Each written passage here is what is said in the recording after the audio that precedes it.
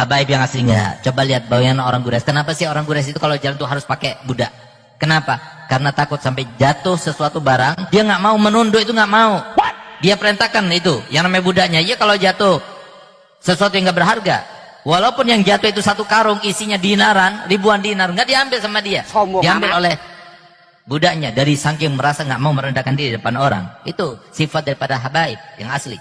Assalamualaikum warahmatullahi wabarakatuh. Saudara sekalian, pada kesempatan ini saya akan menghadirkan sebuah video yang wajib kita tonton, saudara sekalian. Ini terkait persamaan sifat antara para habib ini dengan Quraisy jahiliyah, saudara sekalian. Di dalam mereka butuh sekali yang namanya budak, saudara sekalian. Oke, mari kita sama-sama simak video berikut. Habaib yang asli enggak. Coba lihat bayangan orang Quraisy. Kenapa sih orang Quraisy itu kalau jalan tuh harus pakai budak? Kenapa? Karena takut sampai jatuh sesuatu barang, dia nggak mau menunduk, itu nggak mau. Dia perintahkan itu, yang namanya budaknya. Ya kalau jatuh sesuatu yang nggak berharga, walaupun yang jatuh itu satu karung isinya dinaran, ribuan dinar, nggak diambil sama dia. Diambil oleh budaknya dari saking merasa nggak mau merendahkan diri di depan orang. Itu sifat daripada habaib yang asli. Itu sifat daripada habaib yang asli. Wah, begitu ya Pak, sifat asli para habib. Songong juga ya. Harusnya kalau ada orang yang menunduk-nunduk, apalagi sampai merendah di depan. Mereka dilarang juga dong, kan Nabi melarang sahabat menunduk kepada beliau. Bukan malah sepihak saja. Assalamualaikum warahmatullahi wabarakatuh. Astaghfirullahalazim. Saya beristighfar ketika nyimak perkataan si oknum habib ini di video ini. Coba kita identifikasi. Kalau kita hendak berpikir sedikit mendalam dan cukup teliti, pernyataan orang ini adalah sebuah pengakuan akan siapa mereka sebenarnya. Seakan-akan ada bahasa begini, itulah mengapa habaib butuh budak. Karena mereka mengidentifikasikan dirinya seperti kaum Quraisy dulu. Orang Quraisy itu mengapa butuh budak? Dikarenakan apabila ada barang mereka yang jatuh, kendati pun barang itu berharga, mereka enggan mengambilnya dengan alasan tidak mau membungkukkan diri di hadapan orang lain. Itulah bentuk harga diri orang Quraisy. Saya jadi jengah sendiri dengan perkataan ini. Yang pertama, mereka coba mengidentifikasikan diri mereka dengan perilaku orang Quraisy jahiliyah. Orang Quraisy yang sombong, orang Quraisy yang takabur, orang Quraisy yang biasa dengan kehidupan feodal. Artinya memang secara tidak langsung, oknum habib ini membuat pengakuan bahwasanya karakter asli Ba'alwi hari ini mewarisi feodalisme Quraisy jahiliyah, seakan-akan sedemikian rupa. Yang kedua, seolah-olah mereka sedang membuat pengakuan bahwasanya mereka mewarisi perilaku Quraisy jahiliyah yang selalu membutuhkan budak. Ini kan dalam tanda kutip menggambarkan sebuah pengakuan kalau mereka pun butuh budak. Nah, siapa yang budak yang mereka butuhkan hari ini? Atau orang-orang yang mereka perlakukan seperti budak. Saya ulangi, orang yang mereka perlakukan sebagai budak, yakni para muhibbin. Orang-orang pribumi yang kemudian taklid buta, cinta buta dengan mereka, lalu mereka perlakukan sebagaimana budak mereka. Di sini saya dapat semacam pembelajaran. Itulah mengapa mereka seolah-olah mewajibkan diri mereka punya budak. Karena mereka mengidentifikasikan diri seperti Quraisy jahiliyah yang juga membutuhkan budak. Lalu mereka buatlah alasan semacam penyederhanaan, simplikasi. Mengapa orang Quraisy butuh budak? Agar apabila ada barang yang jatuh, budaknya yang ngambil. Karena orang Quraisy jahiliyah pantang menundukkan badannya di hadapan orang lain. Persis dengan mereka. Karena mereka merasa kastanya lebih tinggi. Karena feodalisme itu ada pada diri mereka. Maka kemudian mereka pantang menundukkan badan di hadapan siapapun. Termasuk di hadapan para kiai, para ulama. Sehingganya mereka sangat butuh budak-budak atau orang-orang yang diperlakukan sebagai budak, yang punya tugas menunduk-nundukkan badan mereka di hadapan para habaib, yang punya tugas menunduk-nundukkan badan mereka untuk melayani kepentingan para kabib tersebut. Nah, ini kan sebetulnya sebuah pengakuan. Disinilah kita beristighfar berulang-ulang. Kapan bangsa Indonesia ini sadar akan perbudakan berkedok doktrin agama ini? Kapan juga masyarakat Nahdiyin yang muhibbin juga sadar kalau mereka sebetulnya sedang diperlakukan seolah-olah sebagai budak oleh orang-orang ini? Tentunya karena saya sangat jengah sekali, orang-orang ini sama sekali tidak layak merepresentasikan diri mereka sebagai muslim. Tidak layak. Mereka tidak layak mengaku sebagai umat Nabi, apalagi mengaku sebagai cucu Nabi. Karena mengapa? Perilaku mereka, adab mereka, adat istiadat mereka, kebiasaan mereka lebih merepresentasikan perilaku feodalisme masyarakat Quraisy jahiliyah. Jadi benar kalau ada penelitian yang mengatakan mereka ini teridentifikasi punya genetika Yahudi. Karena hanya orang Yahudilah yang tidak mau membungkukkan diri di hadapan orang lain. Makanya ada sebuah anekdot, orang Yahudi berdiri tegak, kemudian orang Nasrani membungkukkan badan, lantas kemudian orang Muslim sujud di tanah. Mengapa ini digambarkan? Karena kalau orang Muslim bersedia untuk sujud mencium tanah, tetapi beda dengan orang Yahudi. Orang Yahudi pantang membungkukkan badan, orang Yahudi pantang menundukkan kepala. Kepala mereka tegak, badan mereka tegak, mereka merasa Yahudi. Kasta mereka lebih istimewa dari semua etnis manusia yang ada di muka bumi ini. Patung yang kamu lihat ini adalah sebuah patung yang mengundang kontroversi dari tiga agama, yaitu Yahudi, Kristen, dan juga Islam. Patung yang bernama Stairway to Heaven ini diciptakan oleh seorang seniman Spanyol yang bernama Eugenio Merino. Patung ini menggambarkan cara beribadah dari tiga agama yang berbeda, dengan tingkatan yang paling bawah adalah Islam, yang di tengah adalah Kristen, dan yang paling atas adalah Yahudi. Maka saya menganggap mereka ini benar tidak pantas mengidentifikasikan dirinya sebagai Muslim, sebagai umat Nabi, apalagi sebagai keturunan Nabi. Mereka lebih pantas mengidentifikasikan diri mereka sebagaimana Quraisy jahiliyah atau sebagaimana perilaku orang Yahudi. Saya ingin ingatkan kepada antum yang ngaku-ngaku anak cucu Nabi, yang merasa kemudian kastanya lebih istimewa, pantang membungkukkan badan di hadapan orang lain. Alasannya sedemikian rupa, Rasulullah SAW sangat benci dengan feodalisme Quraisy jahiliyah. Sampai-sampai beliau bersabda, innallaha qad adhaba ankum ubiyatal jahiliyah wa ta'adumaha bi'abaiha. Sesungguhnya Allah telah mencabut, telah menghapus dari kalian semua feodalisme jahiliyah, kastanisasi jahiliyah, kesombongan jahiliyah, kebanggaan jahiliyah, wa ta'adumaha bi'abaiha.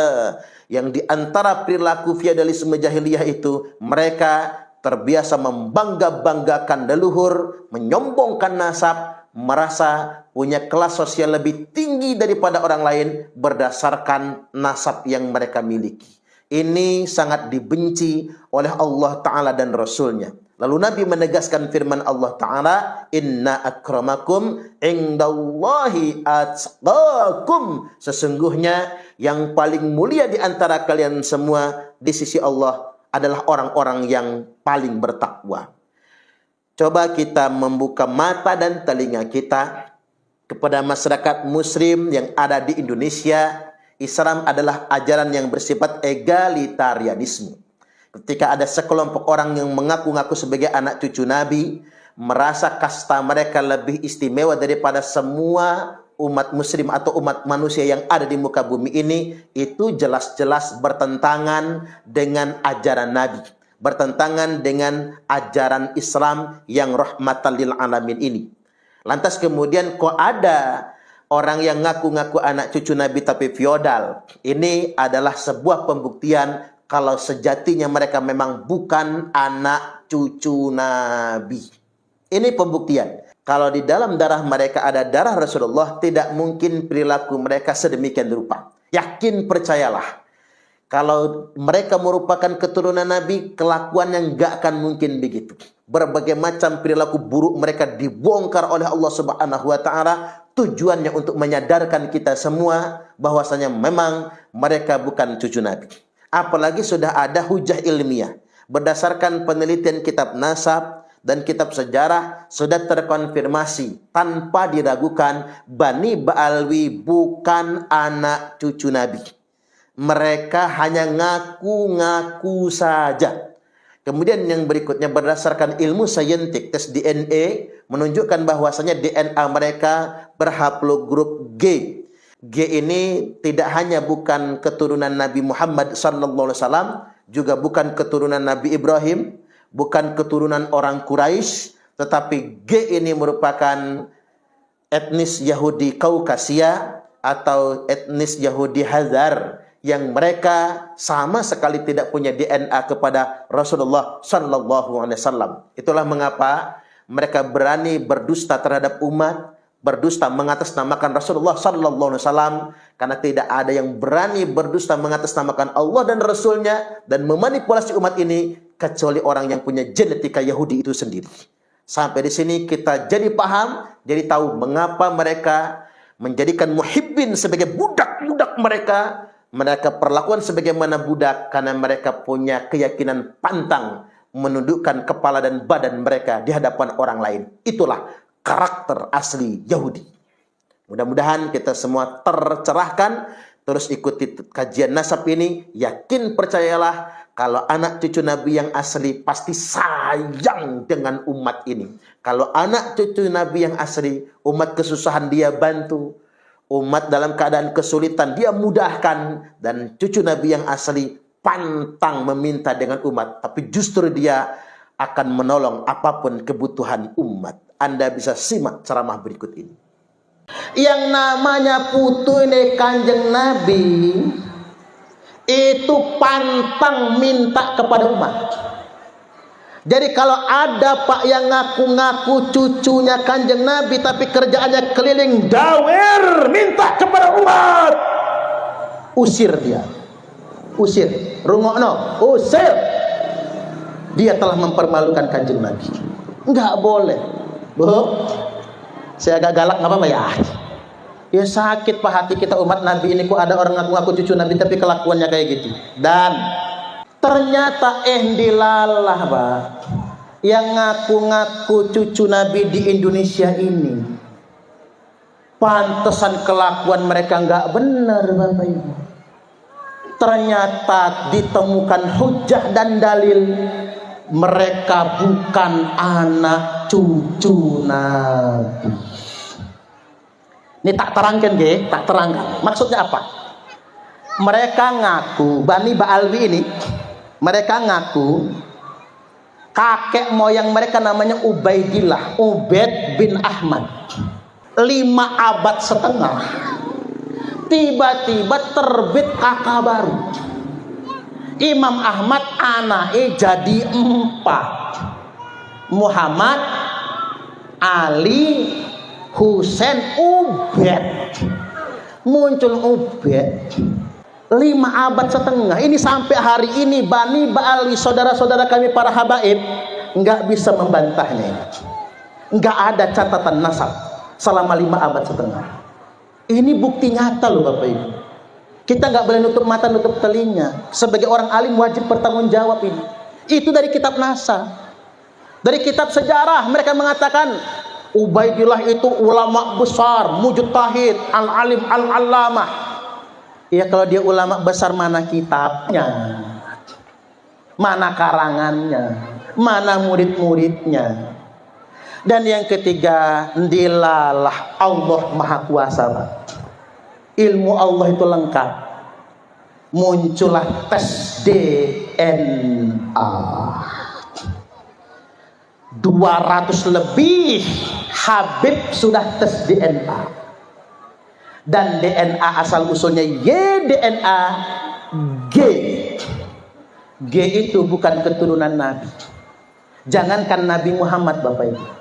keturunan Nabi Ibrahim pun bukan. G itu asal usulnya etnis Yahudi Askenazi, etnis Yahudi Hazar, yang mereka datang ke Yaman hijrah, lalu ketika Islam datang mereka masuk Islam. Oi, ternyata yang ngaku-ngaku cucunya Kanjeng Nabi di Indonesia ini, Pak, bukan cucu Kanjeng Nabi. Mereka hanya ngaku-ngaku. Kalau cucu Kanjeng Nabi nggak mungkin kayak gitu. Nih tunggu aja nih, bulan Maulid banyak yang datang ke rumah sampean nantinya. Suruh pulang, suruh pulang. Sampean bukan putunya Kanjeng Nabi. Tes DNA dulu. Yang terbaru, Pak, nonton di YouTube ya. Habib Agus Abu Bakar Arsal Al-Habsi sudah tes DNA, dan kita yang membiayai, Pak. Hasilnya G, 1000%, 1.000.000% bukan cucu Nabi Muhammad. Berarti mulai hari ini mereka nggak boleh lagi mengatakan dalam darah aneh nih mengalir darah Rasulullah. Nggak boleh, haram hukumnya. Kecuali saya, kalau saya boleh. Dalam darah saya mengalir darah Rasulullah Adam alaihi salam. Iya, tepuk tangan dulu. Kapan-kapan kita panjangin ceramahnya. Nah, saya tutup dengan dalil dulu. Ma min rajulin idda'a li ghairi abihi wa huwa ya'lamuhu illa kafar.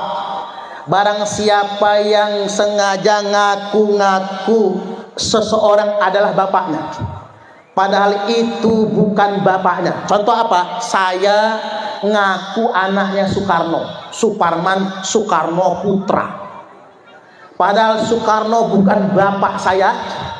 Kalau saya ngaku-ngaku maka dipastikan inna kafarobillah, kecuali pasti saya sudah kafir kepada Allah. Nggak boleh ngaku yang bukan bapaknya tapi diaku bapak. Yang berikutnya, wa manid da'a qauman laisa lahu fihim nasabun falyatabawwa maq'adahu nar. Barang siapa yang ngaku-ngaku keturunan dari suatu kaum, umpamanya ngaku nyak keturunan Melinting padahal bukan, nyak keturunan Ratu Darah Putih padahal bukan, nyak orang Jawa Pak keturunan Sunan Giri padahal bukan, keturunan Sunan Ampel padahal bukan. Misalnya kan ngaku-ngaku dia adalah nasab dari suatu kaum, laisa lahu fihim nasabun, padahal nasabnya bukan berasal dari kaum tersebut. Fal yatabawwa maq'adahu minan nar, monggo kersane ngapling dewe atau menempati kapling yang sudah disediakan untuknya di dalam neraka. Kalau kita ngaku keturunan Sunan Giri aja nggak boleh, ngaku keturunan Melinting saja nggak boleh, apatah lagi ngaku-ngaku putune Kanjeng Nabi. Man kadzaba alayya muta'ammidan faqad kafar. Barang siapa yang sengaja berdusta atas nama saya, dawuh Kanjeng Nabi, bohong atas nama Kanjeng Nabi, maka telah kafirlah dia. Enggak boleh kita berbohong, berdusta yang disandarkan kepada Rasulullah sallallahu alaihi wasallam. Ini penting untuk digarisbawahi. Saya closing dengan kalimat yang bagi likulli ahadin ayyakuna lahu ghiratun fi hadzal nasabi syarif. Niscaya bagi semua orang wajib cemburu dengan nasab keturunan Rasulullah. Wa dhabatahu, dan kalau ada yang ngaku-ngaku keturunan Nabi wajib meneliti hatta la yantasib ilaihi sallallahu alaihi wasallam ahadun illa bihaqqin, sampai-sampai tidak ada lagi yang berani ngaku cucunya Kanjeng Nabi kecuali dengan data yang benar. Ada yang mengatakan ya terserahlah, seandainya dia putune, seandainya dia bukan cucunya Kanjeng Nabi, ya tanggung dewek dia dosanya. Seandainya dia cucunya Kanjeng Nabi misalnya, nanti kita dong yang dosa. Enggak begitu Bapak Ibu. Jangan pakai pengandaian lagi sekarang. Sekarang bukan seandainya Pak, memang sudah terbukti mereka bukan cucu Kanjeng Nabi. Hanya ngaku-ngaku modal curungnya mancung. hanya ngaku-ngaku tok saja. Maka kita wajib menegaskan mereka nggak boleh ngaku-ngaku putune Kanjeng Nabi. Baik Bapak Ibu, terakhir inilah yang saya sampaikan pada kesempatan kali ini. Saya ingin tegaskan Pak, dukung perjuangan ulama-ulama yang meluruskan nasab Pak. Ini bukan kebencian. Habib saudara kita juga. Saya sudah sampaikan sama Habib-Habib, antum nggak usah khawatir, antum saudara kami. Jadi walaupun antum sudah nggak jadi cucu Nabi, kata saya, kami tetap sayang sama antum, tetap. Kita bersaudara sebagai sesama umat Nabi saja. Yang kami nggak terima kalau antum ngaku cucu Nabi, itu aja, itu saja. Apalagi ngakunya di atas panggung, apalagi ngaku cucu Nabi, tujuannya untuk ngambilin uang-uang umatnya Kanjeng Nabi.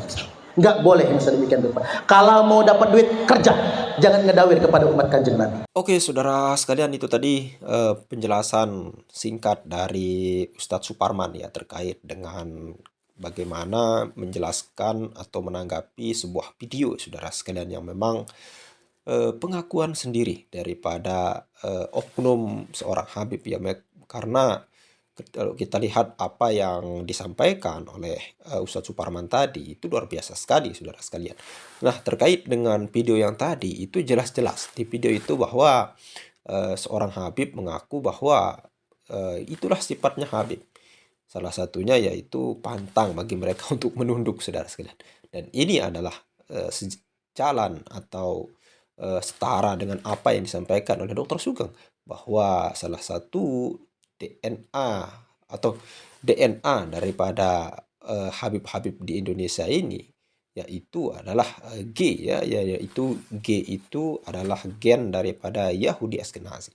Dan Yahudi itu sudah dijelaskan oleh Ustadz Suparman tadi bahwa kalau Yahudi itu pantang bagi mereka, keyakinan mereka untuk merunduk kepada seseorang atau siapapun itu. Makanya orang Yahudi itu atau orang jahiliyah, Quraisy jahiliyah pada zaman dulu itu adalah orang-orang yang memang butuh budak, saudara sekalian. Sama halnya persis seperti yang kita lihat video-video para habaib, saudara sekalian. Ya, para oknum-oknum habaib yang dicium daripada kakinya oleh para muhibbinnya, saudara sekalian. Ya, muhibbin itu cuman sekedar sekedar sebutan saja, saudara sekalian. Coba kita lihat oknum-oknum habib yang dicium kakinya, menunduk dan lain sebagainya. Ini persis seperti adat para jahiliyah dulu ya, saudara sekalian. Nah, terkait dengan hal itu juga Ustadz Suparman menyampaikan bahwa mewarisi Quraisy jahiliyah yaitu membutuhkan budak, saudara sekalian. Ya memang orang jahiliyah zaman dulu itu kalau jatuh saja barang, apalagi tidak berharga, barang berharganya pun mereka tidak mau merunduk untuk mengambilnya, saudara sekalian. Pasti mereka menyuruh budak-budaknya. Nah, inilah yang sekarang ini kita lihat, saudara sekalian.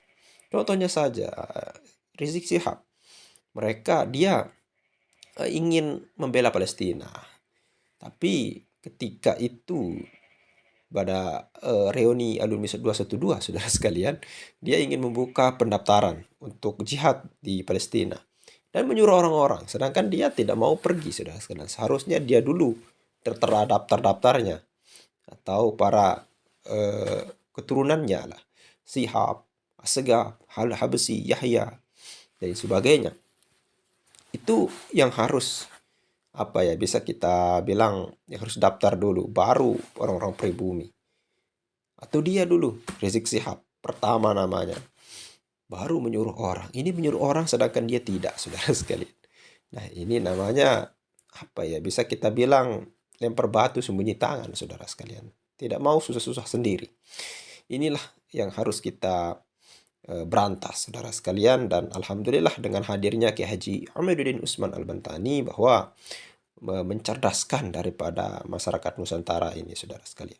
Kalau kita lihat reuni alumni aksi 212 yang kemarin, ya bisa kita bilang hanya seperempatnya yang hadir dari tahun 2018 kemarin, saudara sekalian. Luar biasa sekali pengaruh daripada Kiai Haji Amiruddin Utsman Al-Bantani. Yang mudah-mudahan dengan video ini menyadarkan bagi kita ya, saudara sekalian. Oke, mungkin hanya itu saja. Sekian. Assalamualaikum warahmatullahi wabarakatuh.